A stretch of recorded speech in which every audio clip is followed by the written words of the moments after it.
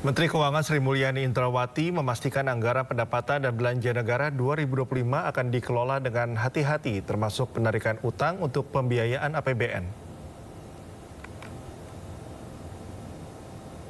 Dalam APBN 2025, pemerintah dan DPR RI telah menyepakati pendapatan negara sebesar 3.005,1 triliun dan belanja negara sebesar 3.621,3 triliun. Untuk itu, Sri Mulyani memastikan defisit APBN 2025 dapat dikelola sesuai target sebesar 616,2 triliun atau 2,53% dari produk domestik bruto. Salah satunya dengan strategi pembiayaan yang tidak berlebihan dan optimal termasuk dalam hal penarikan utang baru. Sementara itu dalam kondisi global yang masih bergejolak, Sri Mulyani juga memastikan pembiayaan defisit akan dilakukan secara hati-hati dengan terus meningkatkan kredibilitas, sustainabilitas dan kesehatan APBN sehingga biaya dari defisit dapat terus ditekan.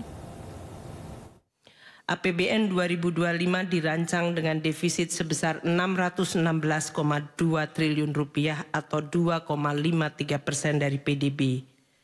Hal ini akan dikelola secara hati-hati dengan strategi pembiayaan yang terukur, efisien, termasuk pemanfaatan dan pengelolaan cash buffer dan fungsi treasury yang makin dinamis sesuai perkembangan sektor keuangan.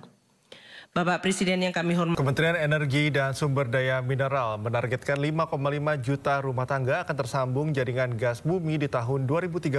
Target tersebut diharapkan mampu menekan impor LPG sehingga menghemat anggaran subsidi energi sebesar 5,6 triliun rupiah per tahun. Kementerian Energi dan Sumber Daya Mineral menargetkan 5,5 juta rumah tangga akan tersambung jaringan gas bumi di tahun 2030. Wakil Menteri SDM Yuliat Tanjung mengatakan, target tersebut diharapkan mampu menekan impor LPG sebesar 550 kiloton per annum hingga menghemat anggaran subsidi energi mencapai 5,6 triliun rupiah per tahun. 2030 sebanyak 5,5 juta sambungan rumah yang diharapkan dapat menurunkan impor LPG sebesar 550 KTPA yang menghemat subsidi lebih kurang sekitar 5,6 triliun per tahun.